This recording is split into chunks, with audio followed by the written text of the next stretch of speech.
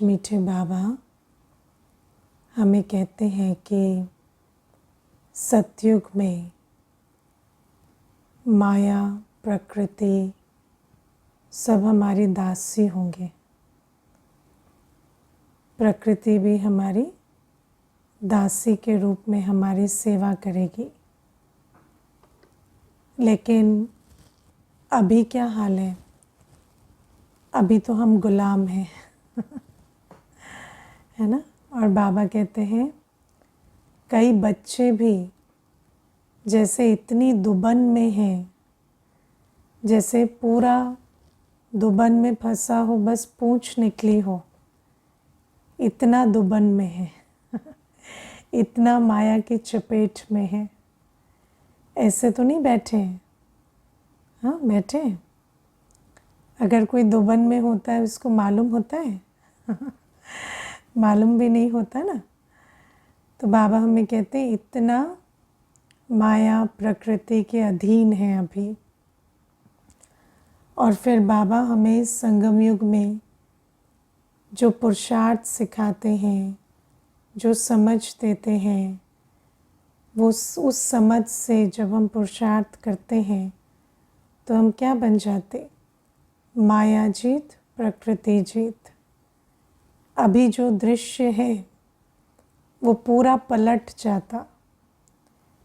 सतयुग में माया तो है ही नहीं और प्रकृति हमारी सेवाधारी होती।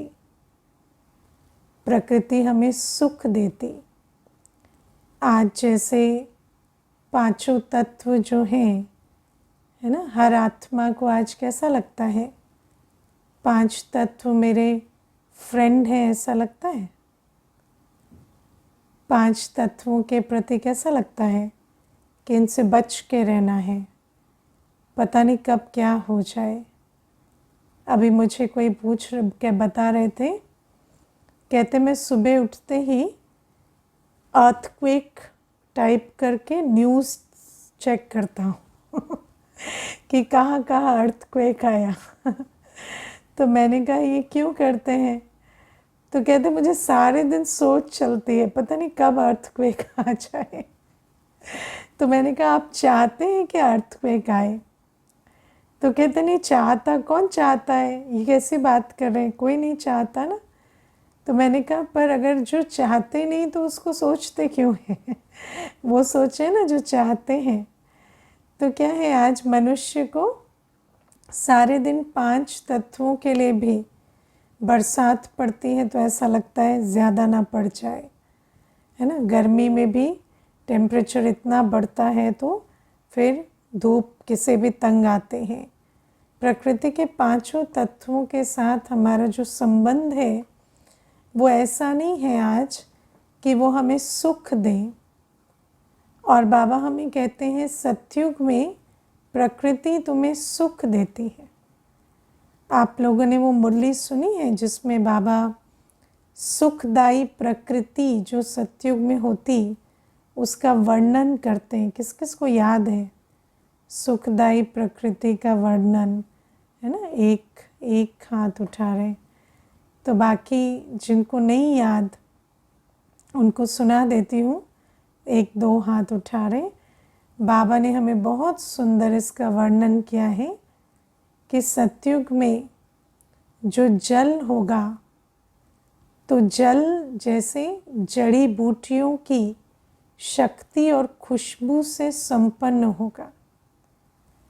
और जैसे आज भी गंगा जल का महत्व रखते हैं क्योंकि कुछ न कुछ प्राकृतिक उसमें शक्तियाँ हैं, तो बाबा कहते सतयुग में तो हर तरफ जो जल होगा वो जैसे इत्र फुलेल की तरह होगा। उस जल में प्राकृतिक जड़ी बूटियों की शक्ति और खुशबू होगी। और बाबा कहते इसीलिए दुनिया में कहते हैं कि सतयुग में घी दूध की नदियाँ बहेंगी, क्योंकि नदियों में घी दूध तो नहीं बहेगा लेकिन नदियों में जो जल होता है वो जल इतना शक्ति देने वाला होता कि जितनी शक्ति आज दूध से भी नहीं मिलती। और आज तो जैसे हम कहते हैं तमो प्रधान प्रकृति, तो आजकल तो कहते हैं दूध मत पियो है ना। आजकल तो दूध के इतने जैसे साइड इफ़ेक्ट्स निकलते हैं, और फिर आजकल तो लैक्टोज इंटॉलरेंट एक कितना शब्द निकला है, और दूध में इतनी मिलावट की बातें होती हैं।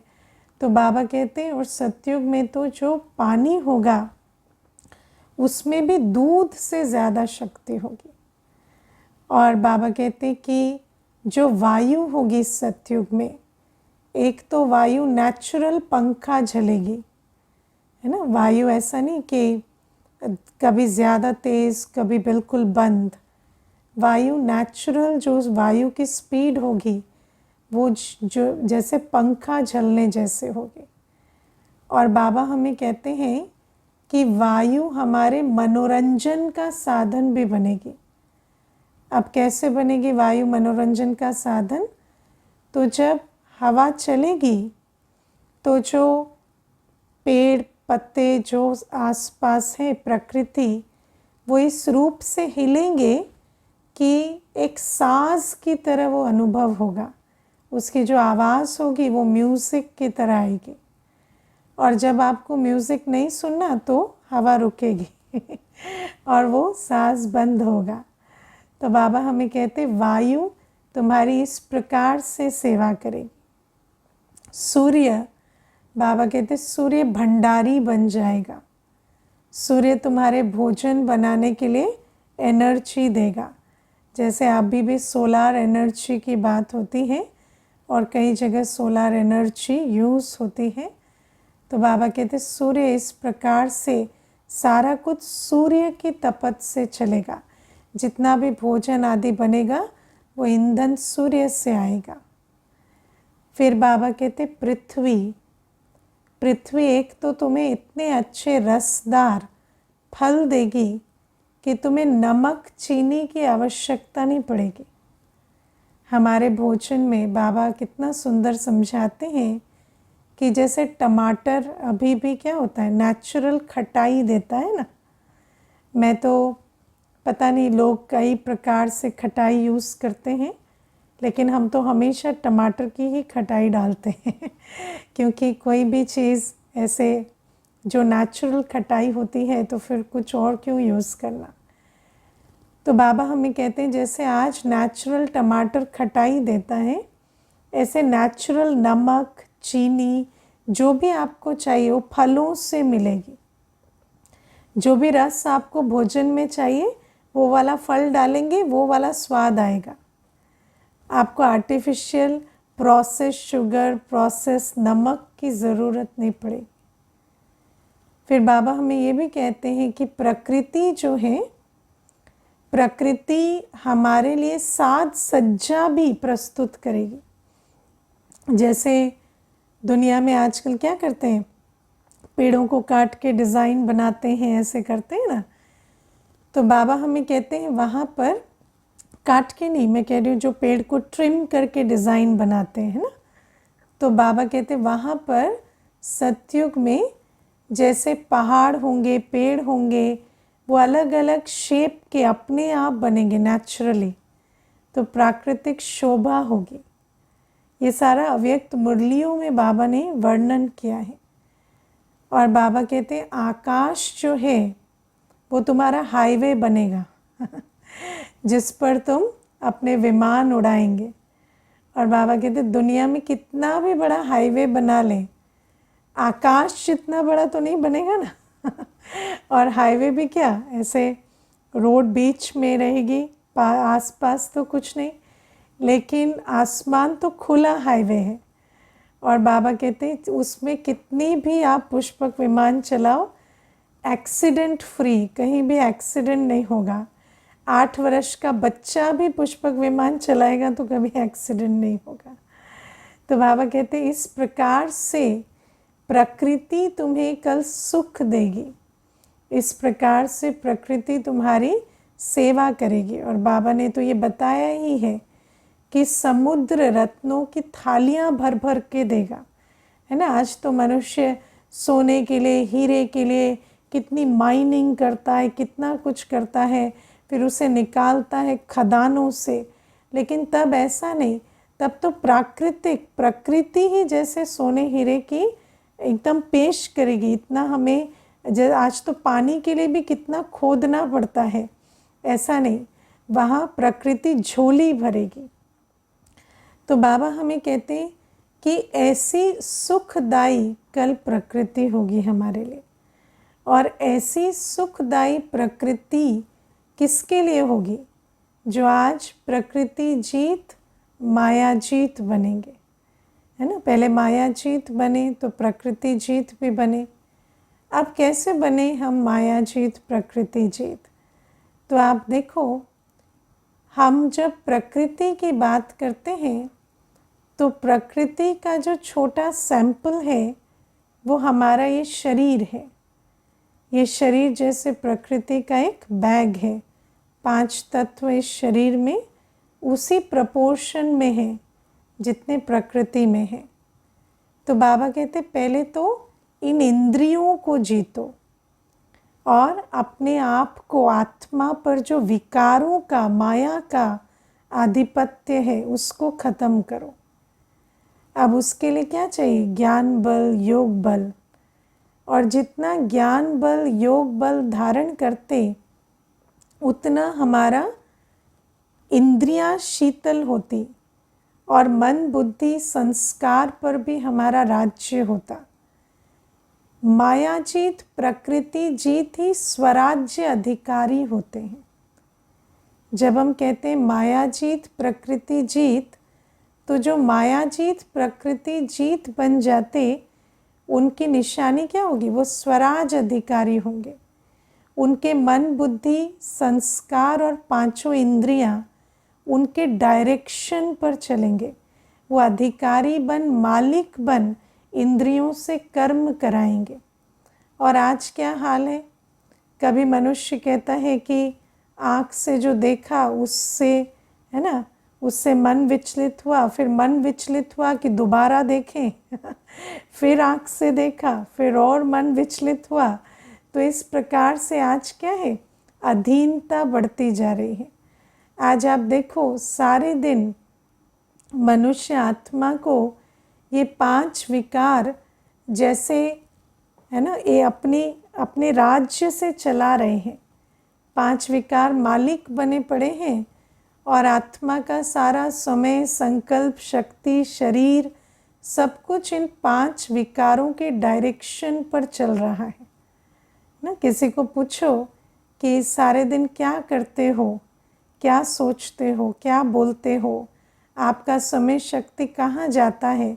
तो कहाँ जाता है? सारे दिन विकार जहाँ लेकर जाते हैं वहाँ सब कुछ लग रहा है, वहाँ मन बुद्धि चल रहा है, वहाँ सारा शरीर की एनर्जी ख़त्म हो रही है।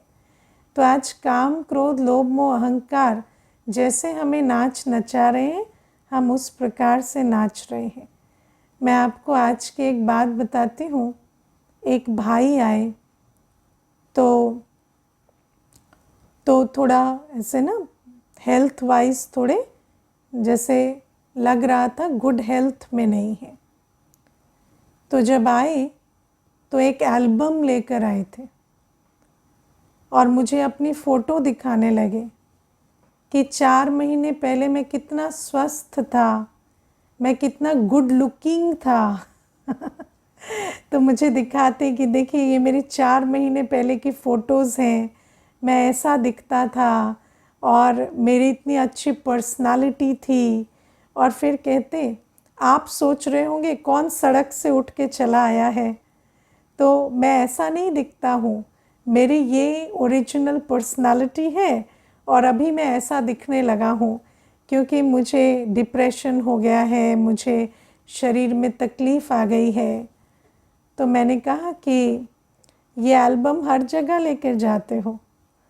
तो कहते हाँ तो मैंने उनको कहा कि आप मुझे ये जो तस्वीरें दिखा रहे थे ये क्यों दिखा रहे थे? तो मुझे कहते कि आप सोच रही होंगी ना ऐसा दिख रहा है भिखारी जैसा, इसको कौन अभी अटेंड करेगा। तो मैंने कहा अगर मैं सोच रही हूँ तो वो आप क्यों सोच रहे कि मैं क्या सोच रही हूँ। और अगर मैं सोच रही हूँ तो मैं बोलूँगी उस हिसाब से, मैं आपको उस हिसाब से जो भी मुझे अटेंड करना होगा, नहीं करना होगा। आपको क्यों फ़र्क पड़ता है कि मैं क्या सोच रही हूँ? तो मुझे कहते हैं मुझे हर किसी के सोचने से फ़र्क पड़ता है। तो मैंने कहा अभी जॉब वॉब तो है नहीं, तो सारे दिन क्या करते हो? तो कहते हैं यही सोचता रहता हूँ, ये क्या सोच रहा है, वो क्या सोच रहा है, वो क्या सोच रहा है। तो आप सोचो कि आज मनुष्य की क्या हालत हो गई है कि देहाभिमान, सारे दिन अपमानित महसूस करना, सारे दिन दूसरे को ये बताना कि तुम जो सोच रहे हो वो मैं नहीं हूँ, इसी में सारा दिन जा रहा है। किसी का सारा दिन विकार में, काम विकार में, उन्हीं संकल्पों में, उन्हीं बातों में, उन्हीं चक्करों में जा रहा है। कोई क्रोध में इतना जल और जला रहे हैं कि सारा दिन उनका उसमें जा रहा है। लोभ वाले है ना, सारे दिन पैसा कैसे आए, पैसा कैसे बनाए, हर एक से मिलते हैं तो सोचते ये पैसा दे देगा, ये कितना दे देगा, वो कितना दे देगा। संबंध में आ रहे हैं, संपर्क में आ रहे हैं, बस यही लगन है कि इससे कितना पैसा मिल जाए, उससे कितना पैसा मिल जाए, है ना। तो आप सोचो कि है ना, मोह वाला भी ऐसे ही है। सारे दिन इसका फ़ोन चेक करो, उसका फ़ोन नहीं आया, वो मुझे मिस नहीं कर रहा, वो मुझे पूछ नहीं रहा, मेरा तो कोई है नहीं, इस प्रकार से सोचते रहते हैं। तो बाबा हमें कहते हैं अभी इन 5 विकारों ने हमें निकम्मा बना दिया है कोई काम के नहीं रहे। बाबा कहते ना, मेरे बच्चे जो देवता थे आज कोई काम के नहीं रहे, क्योंकि 5 विकारों के कारण जो भी हमारा तन है, संकल्प शक्ति है, धन है, संबंध की शक्ति है, गुण है, विशेषताएं हैं, वो तो किसी भी क्रिएटिव या प्रोडक्टिव या कल्याणकारी काम में लग नहीं रहे।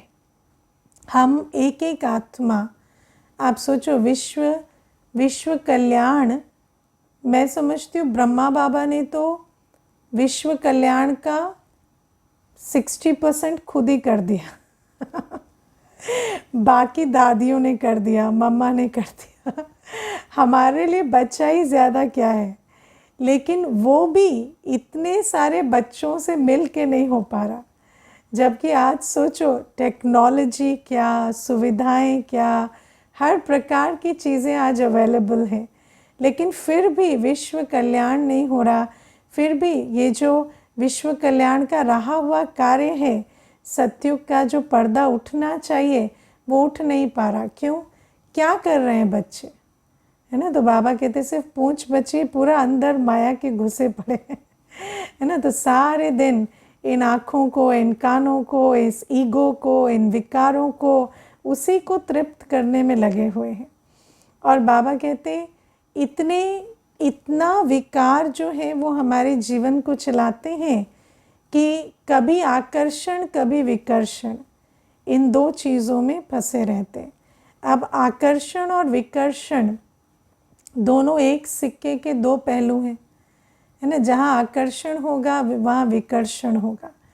कभी तो आँख का चक्कर कैसा है, सोचेंगे ये देखें, ऐसा होना चाहिए, ये दृश्य ऐसे माहौल में रहें, ऐसे दृश्य हमारे सामने रहें, है ना। और फिर जब ऐसे आकर्षण में आँखों के पड़ते हैं तो फिर आँखों का मन के साथ इतना गहरा संबंध हो जाता है कि कोई भी चीज़ जो अच्छी नहीं लगती वो फिर मन से छूटती नहीं। आँखों से देखी और फिर मन उसके कारण बीमार हो जाता, है ना। आँखों के इतने गुलाम बन गए।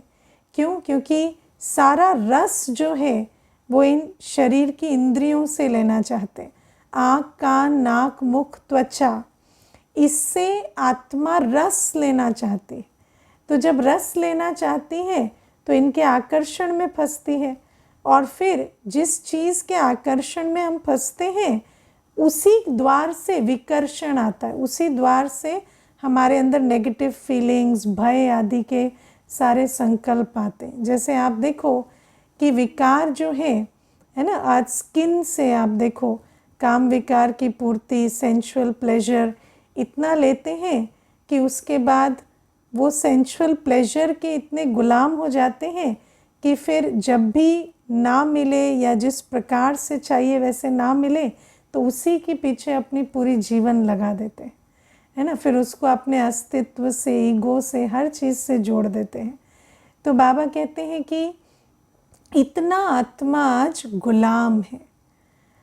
अब ये गुलामी की अवस्था रियलाइज़ करते हैं, हाँ, क्या हाल है हमारा, रियलाइज़ करते हैं। कैसे पता चलता है कि हमारा हाल बहुत ख़राब है? बाबा जो कहता है वो कर नहीं पा रहे हैं क्योंकि गुलाम है ना। दुनिया में तो कोई मापदंड नहीं है जिससे पता चले कि हम माया के कितने गुलाम हैं, लेकिन हम बच्चों के लिए बहुत अच्छा मापदंड है। बाबा कहता है मुरली सुनो, मुरली रिवाइज करो, विचार सागर मंथन करो, फिर पूछो मुरली कितनी बार सुनी, तो एक बार, वो भी सुनी नहीं, पढ़ ली, टाइम नहीं था ना, तो बस पढ़ ली। तो क्यों, कहाँ जा रहा है टाइम और थॉट? तो पता चलता है कि मुरली सुनने की फुर्सत नहीं है, मुरली 5 बार सुनने की फुर्सत नहीं है, मुरली पर विचार सागर मंथन करने की फुर्सत नहीं है। तो इसका मतलब माया की गुलामी बहुत है ना। अगर माया की गुलामी नहीं होती तो जो बाबा कहते हैं वो कर पाते। याद का चार्ट देखो तो पता चलता है कि बाबा की याद में नहीं बैठ पा रहे, सबको याद कर रहे हैं, है ना, सब कुछ याद कर रहे हैं, सबको याद कर रहे हैं, बस एक बाबा को छोड़ के। क्यों? क्योंकि इतना माया के गुलाम है, विकारों के अधीन ही। तो देखो दुनिया में किसी को भी याद करते हैं, उसका आधार क्या है? विकार। और बाबा को याद करने का आधार क्या है? ज्ञान। बाबा को कौन याद करेगा? जो ज्ञानी तो आत्मा है, जिसको समझ आ गया मैं कौन हूँ, मेरा कौन है, वो बाबा को याद करेगा। और आत्माओं को, है ना, शरीरों को, वस्तुओं को, प्राप्तियों को, दुनिया की बातों को क्यों याद करते हैं? विकारों के कारण। विकारों की खींच होती है, इसीलिए पुरानी दुनिया की बातों को याद करते। सारे दिन बैठ के इंस्टाग्राम में शरीर देख रहे हैं, हाँ, क्या देख रहे हैं इंस्टाग्राम में? वो तो बना ही शरीर दिखाने के लिए। उसमें और कुछ है ही नहीं। वो तो पूरा देहाभिमान की दुनिया है ना। कौन कैसे बोल रहा है, कौन कैसे जोक क्रैक कर रहा है, कौन कैसे ड्रेसअप हो रहा है, कौन कैसे चल रहा है। तो ये क्या है? शरीरों को देख रहे, और उसको देखने की फुर्सत मिलती है, लेकिन विदेही बाप को देखने की फुर्सत नहीं मिलती। क्यों? क्योंकि इतना विकार है अंदर। विकारों के कारण बाबा की याद नहीं रहती। पवित्र पवित्र चाल चलन अच्छी नहीं लगती, विकारी चाल चलन अच्छी लगती है। दुनिया में आप पवित्र चाल चलन में रहेंगे, आपके मित्र संबंधी बढ़ते हैं, घटते हैं? हाँ, घट जाते है ना। आप सिर्फ, मुझे एक बार एक बहन कहती है, मैंने सिर्फ अपने मित्र संबंधियों को इतना बोला कि मैं गॉसिप नहीं करूँगी, माना किसी के बारे में निंदा नहीं करूँगी, निंदा नहीं सुनूंगी। वो लोग और मुझसे बात नहीं करते, क्योंकि जो निंदा नहीं करेगा, निंदा नहीं सुनेगा, उससे क्या बात करनी है। तो दुनिया में आप देखो, सारे संबंधों का आधार क्या है आज? पतितपना। तो पवित्र क्यों नहीं बन पा रहे? क्योंकि जो रग दुनिया के आत्माओं में है, वही रग विकारों के अपने अंदर है। तो इसीलिए पवित्र देखना, सुनना, बोलना, संबंध, संपर्क वो नहीं हो पा रहा, क्योंकि ऐसा लगता है। देख, एक चीज़ आप इसको अंडरलाइन करना, अगर आप फुल्ली कन्विंस्ड हैं कि पवित्रता मेरी नेचर है, तो आपको कोई दूसरा अगर अपवित्रता की खींच भी है ना, उसको आप उससे डिस्टर्ब नहीं होंगे, है ना। जैसे मुझे एक बार एक माता कहती थी, मेरे युगल बहुत तड़पते हैं विकारों के लिए। तो मैंने कहा वो तड़पते हैं प्रॉब्लम नहीं है, आप उस तड़प को पहचान पाते वो प्रॉब्लम है। आप भी तो फील कर पा रहे हो ना कि वो तड़प रहे हैं। तो वो जो आप देखो, एक छोटा बच्चा होता है, पवित्र होता है, तो उसको विकारों की किसी की तड़प थोड़ी समझ में आती। उसको किसी की विकारी खींच उसको समझ नहीं आती। और इसीलिए एक बच्चा पवित्रता में बहुत आराम से रहता है, उसके प्रति भी कोई जोर नहीं डालता पतित बनने का। क्यों? क्योंकि उसके अंदर जो पवित्रता है उस आधार से वो दूसरे की अपवित्रता से बिल्कुल जैसे अनभिज्ञ है।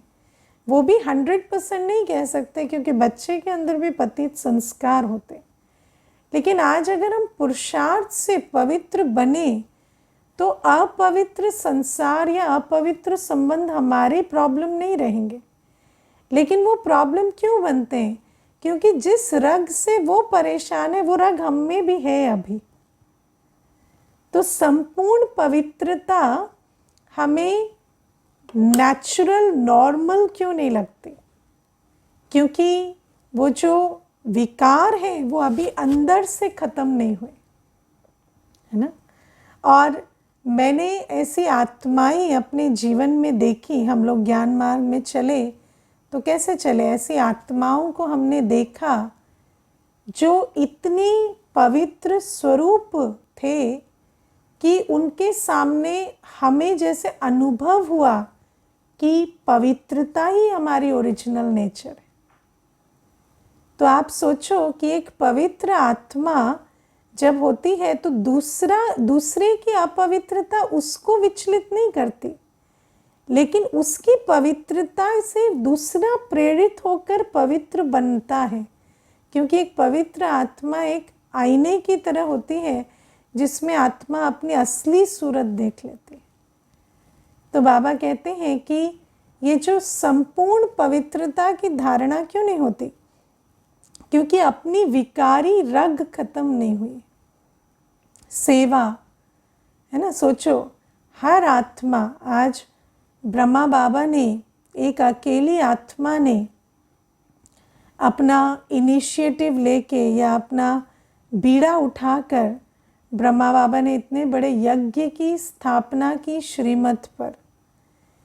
वो जो श्रीमत है वो हमें भी मिलती है, लेकिन हम उतना तन मन धन से बलिहार क्यों नहीं जाते? क्योंकि विकारों की रग है।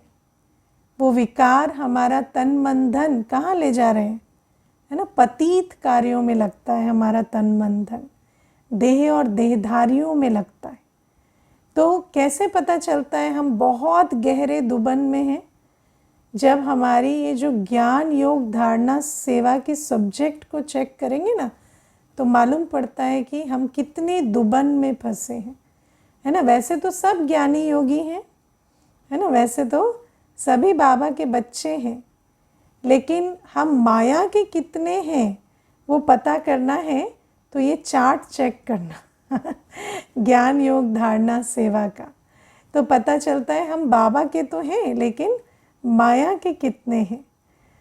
और फिर बाबा कहते हैं कि वो रियलाइज़ कर कर हम आत्मा जितना अपनी लगन से ये जो ज्ञान योग धारणा सेवा की मेहनत करेंगे,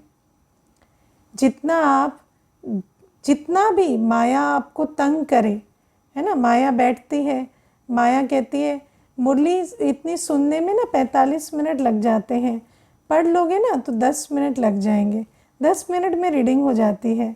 तो आप माया को कहें नहीं चाहिए मुझे 10 मिनट, मुझे 45 मिनट बैठना है। तो माया पर जीत पानी होती है। हर बात में जब माया विघन डालती है ना, तो आप बाबा की याद में माया जीत बनो। याद में कितना भी विघन डाले, है ना। मैंने जब याद का चार्ट बढ़ाना शुरू किया, शुरू की बात मैं आपको बता रही हूँ, तो उस समय मैं क्या करती थी, मैं प्रण ले लेती थी कि मुझे आधा घंटा योग किए बिना नहीं उठना है ना। मुझे कितनी देर बैठना है वो नहीं, जब मेरा योग आधा घंटा होगा तो मैं उठूंगी। तो माया कितना भी तंग करती थी ना, मुझे पता है अगर 1 घंटा भी माया तंग करेगी तो भी मुझे आधा घंटा उसके बाद बैठ के उठना है। तो माया भी तंग हो जाती थी और चली जाती थी और योग लगता था। और अगर आप टाइम फिक्स करेंगे मुझे 1 घंटा बैठना है तो माया 1 घंटा तंग करेगी।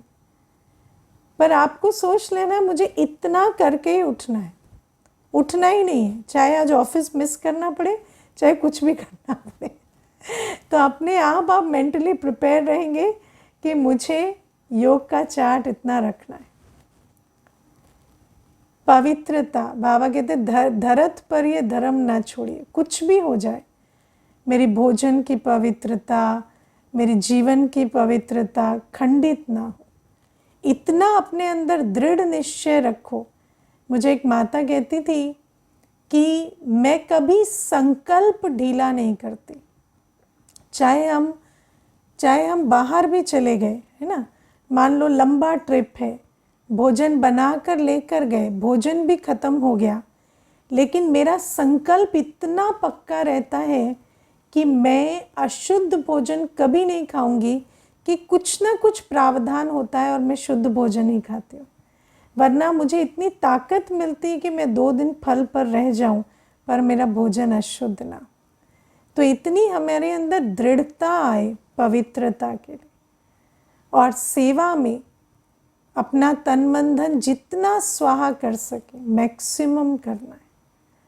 तो बाबा कहते जब इस प्रकार से हम अपनी कमर कसेंगे ना तो हम माया जीत प्रकृति जीत बनेंगे। क्योंकि माया और प्रकृति के अधीन होना माना मन से और शरीर से हम वो कर रहे हैं जो श्रीमत के विरुद्ध है। अब वो रोकने के लिए क्या करना पड़ेगा? वो करना पड़ेगा जो श्रीमत प्रमाण है। क्योंकि अगर हम सोचें कि बस काम क्रोध लोभ मोह अहंकार वश कर्म ना करें तो वो नहीं, इट डजंट वर्क। क्यों? क्योंकि अगर ये नहीं पता क्या करना है तो क्या नहीं करना है, वो सोचने से ये बातें जाती नहीं है ना। जैसे मनुष्य आत्मा अपने मन को मनमना भव नहीं करेगी तो मन जो विकारी संकल्पों में, व्यर्थ संकल्पों में रमण करता है वो ज़रूर होगा। आप विचार सागर मंथन मुरली का नहीं करेंगे तो दुनिया की बातों का मंथन ज़रूर करेंगे, ये नेचुरल है। शरीर से अगर सेवा नहीं करेंगे तो ये शरीर की एनर्जी इतनी है कि ये आपको विकारों में खींचेगी। आप देखो जो सन्यासी होते हैं, जैन साधु स्पेशली, तो वो भी पवित्र रहते हैं, शरीर के रूप से ब्रह्मचर्य का पालन करते हैं। तो ब्रह्मचर्य का पालन करने के लिए वो क्या करते हैं? वो हमेशा पैदल चलते हैं, कभी भी वो गाड़ी मोटर कुछ यूज़ नहीं करते। क्यों?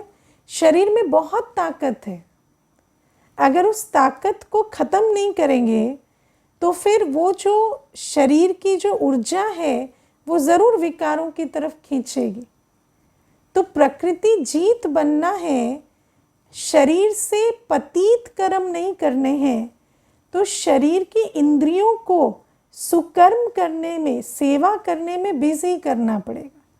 और बाबा कहते हैं पैदल चल चल के क्यों अपनी एनर्जी खराब करनी, तुम सेवा करो ना, टोली बनाओ, भोग बनाओ, है ना, सफाई करो, वायुमंडल को पवित्र बनाओ। जानकी दादी जी कभी भी कर्म योग शब्द पसंद नहीं करते थे। दादी जी कहती थी यज्ञ सेवा, हम यज्ञ सेवा करें, हम जहाँ रहते हैं उस स्थान को भी इतना अच्छा उसका वायुमंडल बना कर रखें कि वहाँ पर भासना आए कि एक योगी का योग स्थल है। तो बाबा कहते इतना जब अपने तन को बलिहार करेंगे, है ना, संबंध को बलिहार करेंगे, जिससे भी मिले इतनी अच्छी स्थिति में, स्वरूप में रहें कि आपके मुख से, आपके चाल चलन से उनको सिर्फ बाबा का परिचय मिले। तो जब ऐसे रहेंगे तब तो वो संबंध संपर्क विकारों में हमें खींचेंगे नहीं।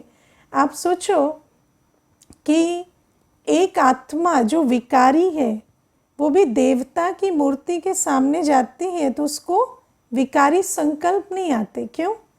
क्योंकि देवी मूरत उनकी दृष्टि को बदल देती। तो जब हम अपनी संगम युगी ब्राह्मण मूरत में रहेंगे ना, तो सामने वाले की दृष्टि हम पर ऐसे नहीं पड़ेगी, या उनकी हमारे से कोई व्यर्थ की भी आस नहीं होगी।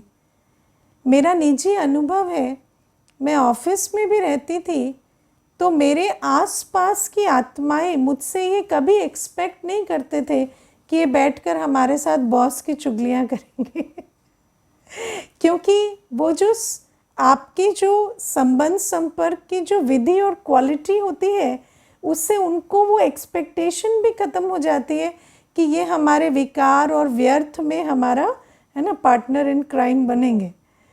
तो बाबा हमें कहते हैं कि इस प्रकार से जब हम अपने मन, बुद्धि, संस्कार और इंद्रियों को बाबा की श्रीमत के बंधन में बांधेंगे और उनसे वो करने लगेंगे जो बाबा कहता है, तो फिर नेचुरल है कि जो माया कराती है वो छूटता जाएगा।